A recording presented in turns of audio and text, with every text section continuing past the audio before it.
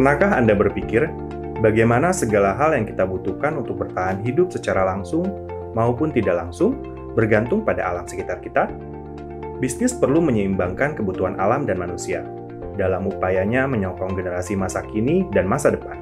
Mari kita pelajari bagaimana praktik keberlanjutan dapat membantu menciptakan keseimbangan ini, serta bagaimana perusahaan minyak kelapa sawit yang bertanggung jawab seperti Sinarmas Agribusiness and Food memastikan penerapannya. Lalu, apa yang dimaksud dengan praktik keberlanjutan? Praktik keberlanjutan mengacu pada pengambilan keputusan bisnis yang memperhitungkan manfaat lingkungan dan sosial dan tidak hanya berfokus pada keuntungan ekonomi. Sebagai perusahaan kelapa sawit yang bertanggung jawab, induk perusahaan Sinarmas Agribusiness and Food, yaitu Golden Agri Resources atau disingkat GAR, mengembangkan kebijakan sosial dan lingkungan GAR atau dikenal sebagai KSLG pada tahun 2015 untuk memenuhi komitmen kami terhadap praktik-praktik keberlanjutan. Kami mengadakan lokakarya secara rutin untuk memperkenalkan karyawan kami dengan KSLG, serta memastikan kepatuhan di seluruh rantai pasok, termasuk pemasok pihak ketiga serta petani swadaya. Upaya-upaya ini memungkinkan perusahaan mencapai standar yang lebih tinggi dalam hal kualitas, serta membangun praktik berkelanjutan terbaik dalam produksi minyak kelapa sawit. Ada 4 prinsip dasar dalam KSLG: pengelolaan lingkungan, keberperanan sosial dan komunitas, lingkungan kerja dan hubungan industrial, serta perdagangan dan rantai pasok. Mari lihat bagaimana KSLG membantu kami menerapkan praktik-praktik produksi minyak kelapa sawit yang berkelanjutan. 1. Pengelolaan lingkungan. Prinsip ini mendorong tindakan-tindakan yang diperlukan untuk mengelola dampak operasional dan menghindari kerusakan terhadap lingkungan. Prinsip ini menegaskan pada perlunya langkah untuk memastikan kelestarian lingkungan. Di dalam prinsip ini, terdapat 8 langkah untuk kami ikuti, yaitu 1. Tidak membangun dan melakukan konservasi di hutan stok karbon tinggi. 2. Tidak membangun dan melakukan konservasi di area dengan nilai konservasi tinggi. 3. Tidak membangun, melakukan konservasi dan pengelolaan di lahan gambut berapapun kedalamannya. 4. Tidak melakukan pembakaran untuk membuka lahan baru, penanaman kembali, atau pembangunan lainnya. 5. Peningkatan produktivitas secara berkelanjutan untuk mengurangi tekanan pada pembangunan lahan baru tanpa intensifikasi pada pemakaian pestisida dan pupuk kimia. 6. Melaporkan dan mengurangi emisi gas rumah kaca. 7. Meningkatkan pengelolaan limbah. 8. Meningkatkan efisiensi energi. Sebagai pelaku usaha yang bertanggung jawab, kami memastikan bahwa lingkungan dan ekosistem di sekitar kami tidak terganggu. Kami akan menjelaskan bagaimana kami melindungi berbagai jenis ekosistem tersebut. Kami tidak beroperasi di area-area yang telah diidentifikasi sebagai area dengan nilai konservasi tinggi dan stok karbon tinggi. Hal ini dikarenakan 1. Zona-zona ini berperan sebagai habitat bagi banyak makhluk hidup. 2. Masyarakat setempat bergantung pada ekosistem tersebut sebagai penunjang kehidupan mereka sehari-hari. 3. Zona-zona tersebut mungkin memiliki makna agama atau budaya bagi masyarakat setempat yang hidup di sekitarnya. 4. Zona-zona tersebut juga berfungsi sebagai habitat bagi spesies-spesies flora dan fauna yang dilindungi. Kami melindungi lahan gambut karena ekosistem uniknya yang mendukung kehidupan flora dan fauna endemik. Lahan gambut merupakan sumber daya yang kaya, mampu menyokong kehidupan, menyimpan karbon, menstabilkan ekosistem darat dan air, serta menyimpan plasma nutfah. Kami memiliki kebijakan tanpa bakar dan tidak menoleransi praktik pembakaran dalam pembukaan atau pembangunan lahan.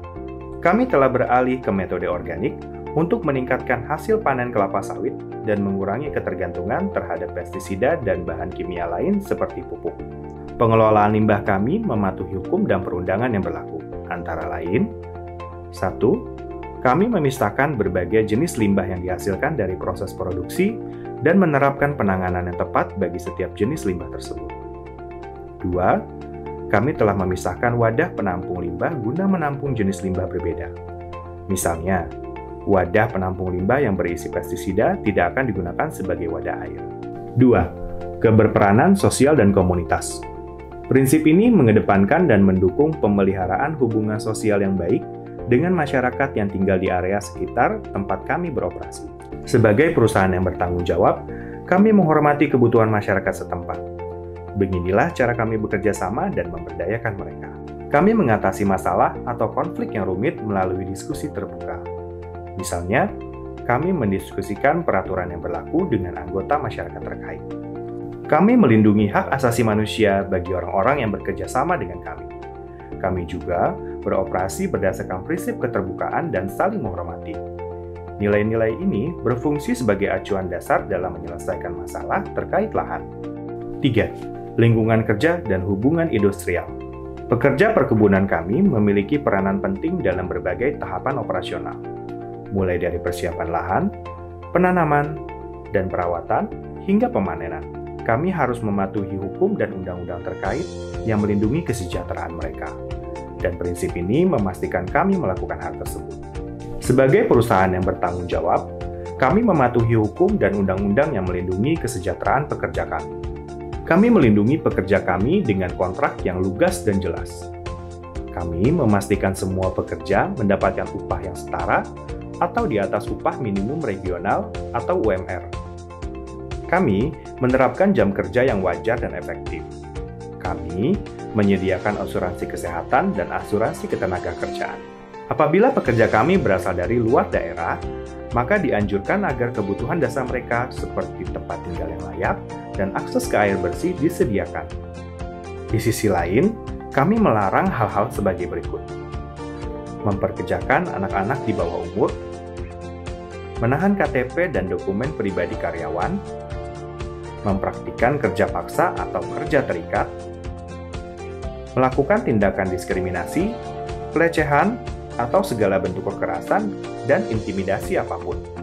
Keselamatan dan kesehatan pekerja sangat penting bagi kami, dan kami memastikan hal tersebut dengan cara menegakkan keselamatan dengan menetapkan prosedur operasi standar untuk menghindari resiko kerja, menyediakan alat pelindung diri berdasarkan tipe pekerjaan, meminimalisir penggunaan bahan kimia dalam operasi kami di perkebunan, menyediakan fasilitas medis dan P3K yang memadai. 4. Perdagangan dan rantai pasok. Prinsip ini mendukung keyakinan kami bahwa kemamputelusuran rantai pasok hingga ke sumbernya sangat penting demi menjamin praktik produksi minyak kelapa sawit yang bertanggung jawab dan berkelanjutan. Kami meyakini pembentukan rantai pasok yang menjamin keadilan, transparansi, kesejahteraan bersama, serta kemamputelusuran hingga ke unit terkecil, yaitu para petani swadaya. Kami memastikan transparansi dan kemamputelusuran dengan cara mewajibkan seluruh pemasok mengumpulkan dan mencatat data petani-petani kecil yang memasok tandan buah segar.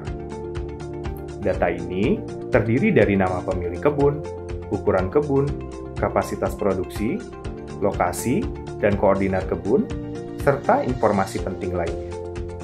Informasi tersebut merupakan hal dasar dalam pelaporan kemamputelusuran hingga perkebunan perusahaan atau dikenal sebagai laporan TTP.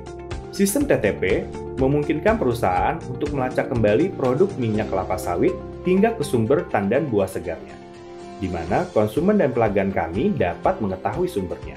Keempat prinsip KSLG berfungsi sebagai panduan dalam menerapkan operasi minyak kelapa sawit berkelanjutan, serta membangun sinergi di seluruh rantai pasok.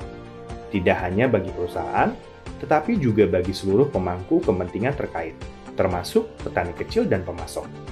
KSLG telah melampaui standar yang ditetapkan oleh hukum dan perundangan yang berlaku di Indonesia maupun dunia.